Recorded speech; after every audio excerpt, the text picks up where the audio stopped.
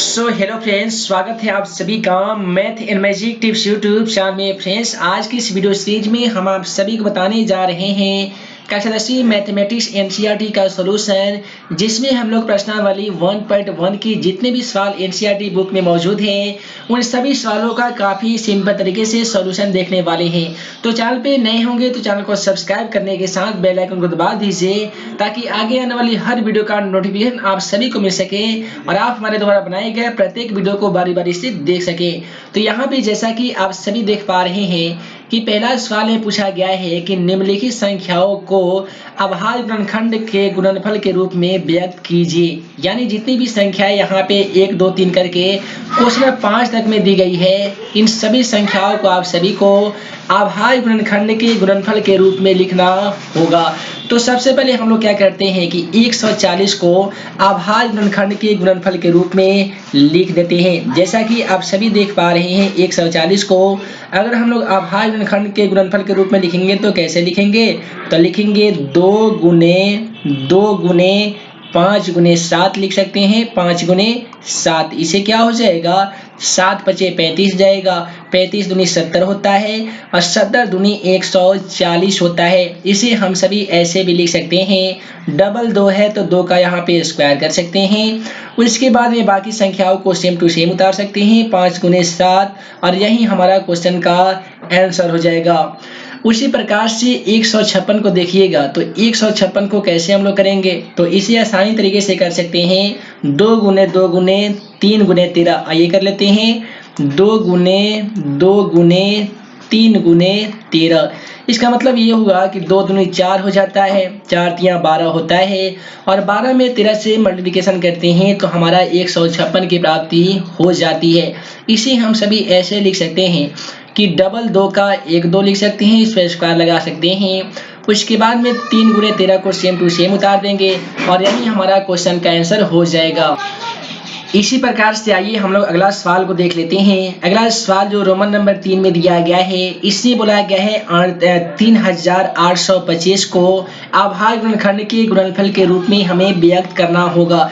तो सबसे पहले हम लोग 3825 को सेम टू सेम उतार लेंगे और इसका गुणनखंड हम लोग कैसे कर सकते हैं? तो 3 गुने 5। आइए कर लेते हैं, 3 गुने 5, ये हो गया 3 3 9 9 पचे 45 हो जाएगा।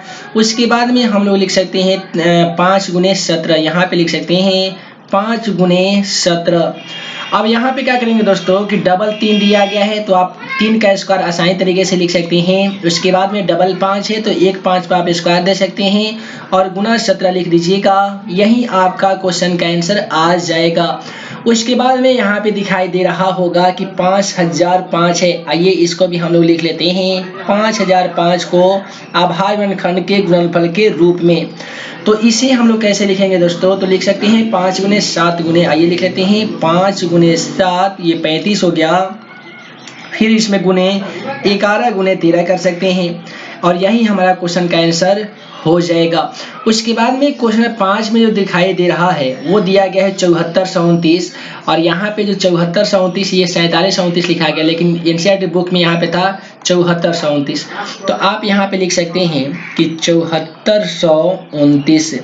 इसका अभाज्य गुणनखंड हम लोग कैसे कर सकते हैं? तो 17 गुने 19 गुने 23, इस प्रकार से करेंगे, 17 गुने 19 गुने 23, और यही हमारा क्वेश्चन का आंसर आ जाएगा। तो इस प्रकार से कक्षा 10वीं एनसीईआरटी प्रश्नावली 1.1 में जितने भी 1 का क्वेश्चन नंबर 5 तक के जितने भी सवाल थे इसका सॉल्यूशन हम लोग देख लिए हैं। आइए अब क्वेश्चन नंबर 2 को देख लेते हैं, क्वेश्चन नंबर 2 को कैसे सॉल्व किया जाता है।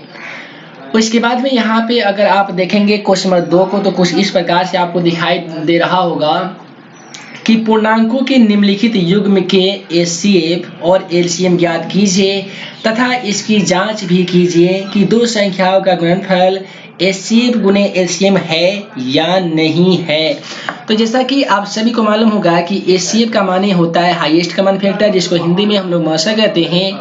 एलसीएम के माने होता है लोवेस्ट कॉमन मल्टीप्लिकेशन, जिसका हिंदी अर्थ होता है लघुत्तम समापवर्तक, ठीक है, जिसको हम लोग लघुत्तम के नाम से जानते हैं। तो यहाँ पे रोमन नंबर 1 में जो सवाल दिया गया था वो दिया गया था 26 और 91 का। हमको लसागु ज्ञात करना है और मात्रा भी ज्ञात करना है। इसके साथ साथ इसका जांच भी करना होगा। तो सबसे पहले हम लोग क्या करेंगे, यहाँ पे लिखेंगे 26 और इसका भाग गुणनखंड आसानी तरीके से कर देंगे। कैसे करते हैं, तो 13 दूनी 26 करते हैं, यानी 2 गुने 13 लिख सकते हैं। उसके बाद में जो संख्या है वो है 91। 91 का भाग गुणनखंड कैसे कीजिएगा, तो 13 सत्ते 91 होता है, यानी 7 गुने 13 आसानी तरीके से लिख सकते हैं। उसके बाद में हमको ज्ञात करना होगा HCF। जैसा कि आप सभी को बताया जाता है कि वैसी संख्या जो दोनों में कॉमन आती हो उससे ही हम लोग HCF अर्थात मात्रा कहते हैं। तो दोनों में कॉमन आने वाली संख्या 13 होने के कारण HCF हमारा 13 हो जाएगा। उसके बाद में हमको ज्ञात करना है LCM यानी लघुत्तम। तो इसमें इसका जो नियम होता है, जो दोनों में कॉमन मिल गई होगी ना, उसमें से केवल हम लोग एक संख्या को लिख लेते हैं और बाकी बचे संख्याओं को हम लोग गुना कर देते हैं। बाकी बची संख्या यहाँ पे 2 है और यहाँ पे 7 है, तो हम लोग लिख सकते हैं 2 गुने 7। इससे क्या होगा कि 7 दूनी 14 हो जाएगा। 14 में 13 से गुना करते हैं तो कितना हो जाता है, तो दोस्तों ये 182 हो जाता है। तो इस प्रकार से हम लोग LCM ज्ञात कर लिए हैं, HCF भी ज्ञात कर लिए हैं।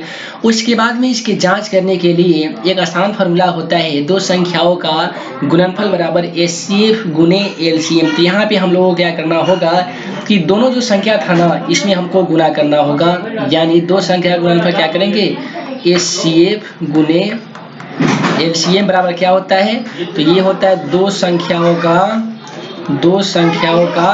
गुणनफल। ठीक है।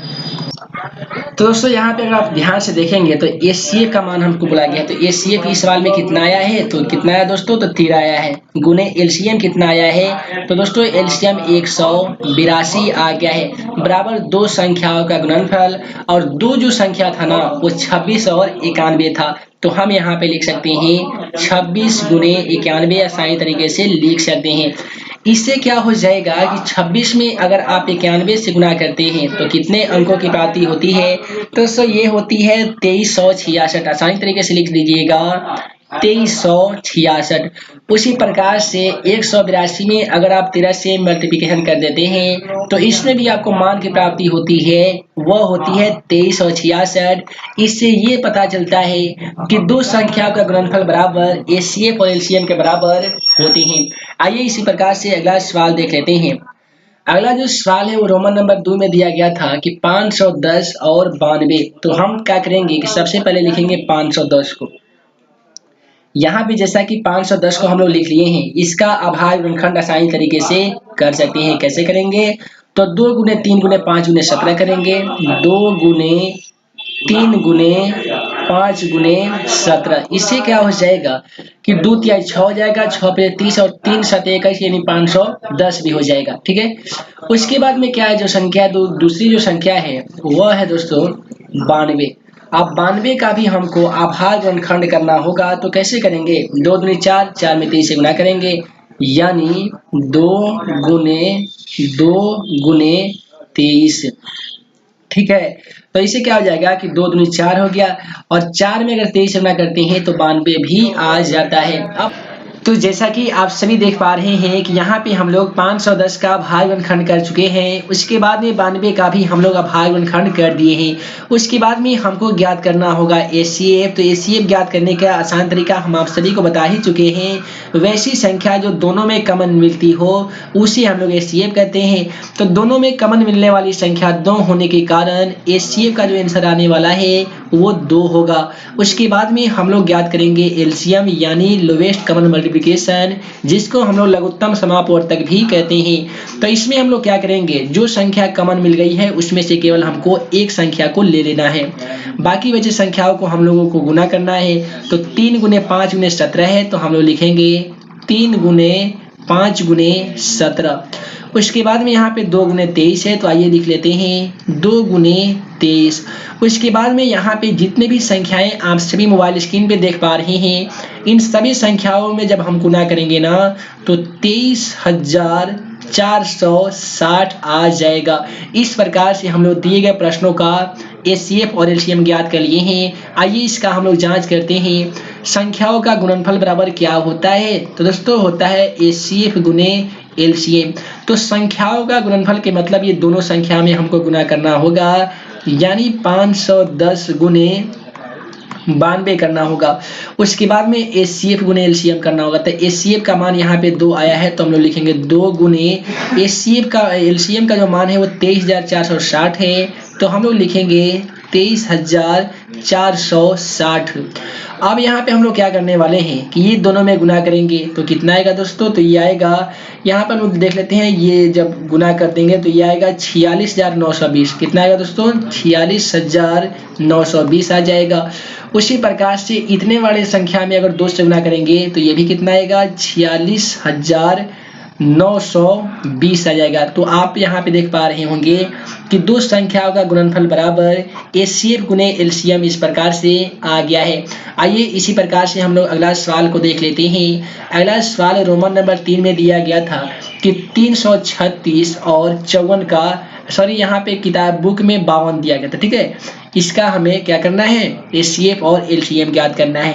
तो सबसे पहले 336 का हम लोग अभाज्य गुणनखंड कर देंगे। किस प्रकार से करेंगे, तो करेंगे 2 गुने 2 गुने 2, यानी 4 बार 2 आएगा, 2 गुने 2 गुने 2 गुने 2, 2 दूनी 4, 4 दूनी 8, 8 दूनी 16। उसके बाद में इसमें हम लोग गुना करने वाले हैं 3 गुने 7 से, 3 गुने 7 यानी 16 दूनी 32। देखिए 2 दूनी 4 दूनी 8 दूनी 16, 48 में 7 से गुना करने पे 336 प्राप्त होता है। उसके बाद में हमको 54 का हम लोग भी यहाँ पे क्या करेंगे दोस्तों, गुणनखंड करेंगे। तो 54 का जब गुणनखंड करेंगे ना तो कैसे करेंगे, तो ये करेंगे 2 तिया 6 त्रिका 18 तिया 54 होता है। उसके बाद में जब हम एचसीएफ ज्ञात करेंगे, एचसीएफ के माने जो संख्या दोनों में कॉमन मिलती है, देखिए यहाँ पे 3 मिल रहा है, उसके बाद में यहाँ पे दोस्तों 2 मिल रहा है। तो क्या करेंगे, एचसीएफ में हम लोग 2 गुने 3 लिख सकते हैं। तो 3 दूनी कितना होता है, 6 होता है। उसके बाद में हमको ज्ञात करना होगा एलसीएम। तो एलसीएम में हम आप सभी को बता चुके हैं, जो संख्या दोनों में मिल गई हो उसमें से केवल एक संख्या को हमें ले लेना है। तो देख लीजिए 1 2, यहाँ पे 1 जोड़ा 2 हो गया और यहाँ पे 3 हो गया। तो हम आसानी तरीके से 2 का पावर 4 इस प्रकार से लिख सकते हैं कि 2 का पावर 4 मिल गया है और गुने 3 का क्यूब मिल गया है, चूंकि 1 2 3 यानी 3 का पावर 3 कर सकते हैं और गुने कितना है दोस्तों, 7 है। अब इन सभी संख्याओं में अगर आप मल्टीप्लिकेशन करेंगे ना तो आप पाएंगे कि इसका आएगा 3024 आएगा, यानी 30 24 आसानी तरीके से हम लिख सकते हैं। आइए अब इसका जांच कर लेते हैं कि 2 संख्याओं का गुणनफल बराबर एचसीएफ गुने एलसीएम आ रहा है कि नहीं। तो 2 संख्या कौन कौन था, तो ये था 336 और गुने 54 था, बराबर एचसीएफ का जो मान है दोस्तों वो है 6। तो आप 6 लिख सकते हैं, गुने एलसीएम का मान 3024 आने के कारण हम यहाँ पे 3024 आसान तरीके से लिख सकते हैं। अब क्या करेंगे कि 336 में 54 से गुना करेंगे तो हम पाएंगे 18,144 आएगा। तो लिखेंगे 18,144। उसके बाद में 3024 में 6 से गुना करेंगे ना तो कितना आएगा, तो ये भी आएगा 18,144। तो इस प्रकार से इस भी सवाल में हम लोग एचसीएफ गुने एलसीएम 2 संख्या का गुणनफल हम लोग प्राप्त कर लिए हैं। उसके बाद में अगला सवाल यहाँ पे क्वेश्चन नंबर 3 को देखेंगे ना तो आप पाएंगे कि इसमें दिखाई दे रहा होगा, देखिए हम लोग यहाँ पे देख रहे हैं क्वेश्चन नंबर 3 का क्वेश्चन नंबर 1। इसमें दिया गया है कि अभाज्य गुणनखंड विधि के द्वारा निम्नलिखित संख्याओं के एचसीएफ और एलसीएम ज्ञात कीजिए। सबसे पहले यहाँ पे दिया गया है 12, उसके बाद में है 15, उसके बाद में दोस्तों है जो वो है 21। इसका अभाज्य गुणनखंड करना है, उसके बाद में इसका एचसीएफ और एलसीएम ज्ञात करना है। 12 का हम लोग अभाज्य गुणनखंड कैसे करते हैं, तो 2 दूनी 4 3 12 करते हैं। 15 का कैसे करते हैं, तो 3 5 15 करते हैं। उसके बाद में 21 का कैसे करते हैं, तो 3 7 21 कर देते हैं। एचसीएफ ज्ञात करने का आसान तरीका आप सभी को मालूम हो गया होगा कि एचसीएफ कैसे ज्ञात करते हैं, यानी वैसी संख्या जो सभी में कॉमन आती है उसे एचसीएफ कहते हैं। तो कॉमन आने वाली संख्या क्या है दोस्तों, तो वो 3 है। तो एचसीएफ हमारा 3 हो गया है। उसके बाद में हम ज्ञात करेंगे एलसीएम। तो एलसीएम ज्ञात करने का मतलब कि ये जो कॉमन मिलने के बाद जितने भी संख्याएं आपस में बच गए हैं उन सभी में गुना करेंगे और जो संख्या इसमें कॉमन मिल गई है उसमें से केवल एक संख्या को हमें लेना होगा। यानी हम क्या करेंगे कि देखिए यहाँ पे 2 गो 2 है तो हम 2 का स्क्वायर कर सकते हैं इस प्रकार से, गुने 5 गुने 7 है ना, तो हम लिख देंगे 5 गुने 7। अब देखिए 3 कॉमन हो गई है, इसमें से हम केवल एक 3 को ले लेना है, तो 2 का स्क्वायर 2 दूनी 4 हो जाएगा, 4 5 20, 20 60 और 7 7 49, यानी 7 6 की 42 हो जाएगा, यानी 420 आने वाला है। यानी एचसीएफ का जो आंसर आ गया है वो 3 आ गया है, एलसीएम का जो आंसर आ गया है वो 420 आ गया है। आइए अगला सवाल देख लेते हैं। अगला सवाल जो है क्वेश्चन नंबर 3 में कि आभाज्य गुणनखंड विधि द्वारा निम्नलिखित पूर्णांकों के एचसीएफ और एलसीएम हम लोग जो ज्ञात कर रहे थे उसी का रोमन नंबर 2 को देख लेते हैं। इसमें है 17 का तो गुणनखंड होता नहीं है, कैसे करेंगे, 1 गुने 17। उसके बाद में है 23 का भी गुणनखंड आप सभी को मालूम होगा, 1 गुने कितना होता है, 23 होता है। उसके बाद में है 29, तो 29 का भी हम लोग करेंगे 1 गुने 29 करेंगे।